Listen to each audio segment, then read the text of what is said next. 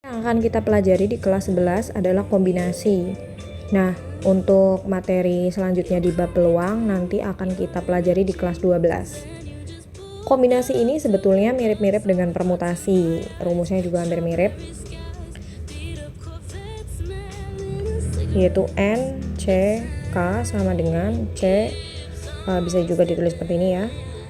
Yaitu N faktorial per N min K faktorial kali K faktorial. Jadi nanti penghitungannya juga hampir sama dengan permutasi.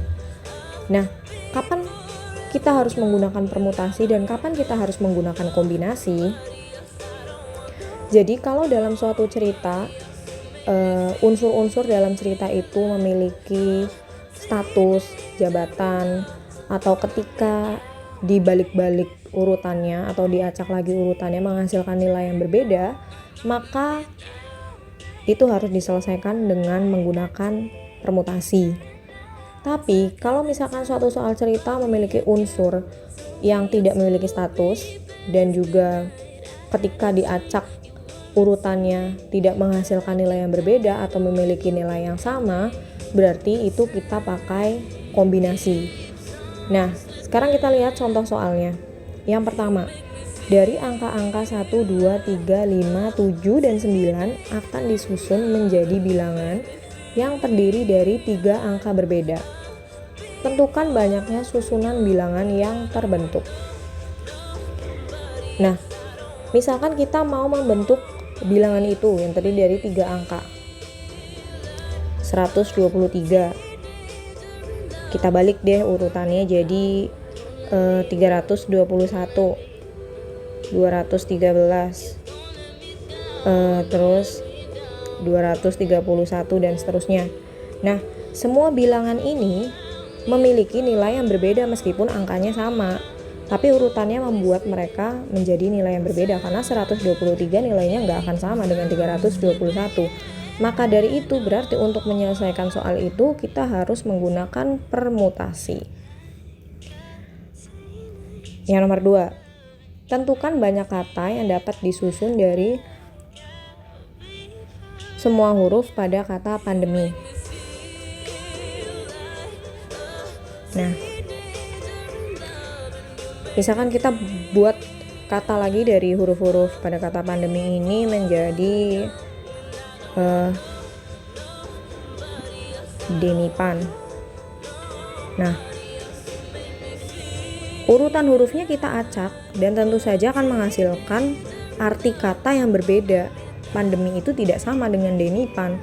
Maka dari itu, jika mereka ketika dibalik-balik urutannya menghasilkan nilai yang berbeda, maka berarti mereka menggunakan permutasi. Contoh lain juga misalkan soal mengenai pemilihan ketua OSIS, sekretaris, bendahara, dan lain-lain. Itu pasti jelas menggunakan permutasi. Kenapa? Karena di situ unsur yang memiliki status, yaitu ketua OSIS, bendahara, sekretaris, dan lain sebagainya. Soal yang nomor 3, seorang pembina pramuka akan mengirimkan anggota pramuka untuk mengikuti jambore tingkat nasional. Ia akan memilih secara acak 8 anggota dari 12 anggota pramuka terbaik di sekolah. Tentukan berapa cara pemilihan anggota pramuka tersebut. Misalkan salah 3 dari 8 orang yang terpilih adalah si Andi, Budi, dan Citra. Nah, pemilihan Andi, Budi, Citra ini akan sama dengan ketika kita memilih Budi, Andi, Citra. Sama juga ketika kita memilih Citra, Budi, Andi. Jadi meskipun urutannya beda-beda, akan sama aja karena ujung-ujungnya juga orangnya itu-itu aja. Jadi kalau misalnya kasusnya seperti ini, berarti kita menyelesaikannya adalah dengan menggunakan kombinasi karena urutannya tidak mengubah nilai dari unsur-unsur tersebut. Nah, berarti kalau kita mau mengerjakan berapa kombinasinya atau berapa cara yang bisa kita lakukan untuk memilih 8 dari 12 orang, kita pakai rumus yang ini. N itu adalah jumlah anggota keseluruhannya, jumlah unsur seluruhnya, yaitu 12. C K-nya adalah berapa yang akan kita ambil, yaitu 8 orang yang akan kita ambil. Jadi 12 faktorial sama dengan 12 dikurangi 8, 4 faktorial. Terus ini 8, jadi di sini kali 8 faktorial. Nah, kita faktorialkan 12-nya sampai ke penyebutnya yang paling besar. Di sini ada 4 dan 8, yang paling besar adalah 8, berarti kita faktorialkan 12 sampai ke 8 faktorial. Jadi 12, 11, 10, 9, 8 faktorial. Nah, 4-nya di sini yang tidak terpilih di sini kita jabarkan jadi 4, 3, 2, 1, 8 faktorial tetap dan kita coret. Nah, setelah itu kita coret yang lain, jadi 4 kali 3 kan 12, jadi coret 4 kali 3-nya dengan 12, lalu 2-nya dicoret dengan 10. Jadi 11 kali 5 kali 9 adalah 495. Gitu caranya. Nah, sekarang soal yang nomor 4. Sebuah kotak berisi 8 bola merah dan 5 bola kuning. Dari dalam kotak diambil 6 bola yang terdiri atas 4 bola merah dan 2 bola kuning. Berapa banyak cara pengambilan tersebut? Jadi kita mau pakai permutasi atau kombinasi. Kita lihat kalau misalkan soalnya tipe-tipe yang seperti ini, ketika kita mengambil bola, entah itu bola merah atau bola kuning, itu pasti ngambilnya akan secara acak dan gak akan ngaruh juga mau kita ngambil bola merah yang pertama dulu atau yang kedua dulu, karena semuanya juga sama warnanya merah semua. Jadi kalau soalnya seperti ini udah pasti kita pakai kombinasi bukan permutasi.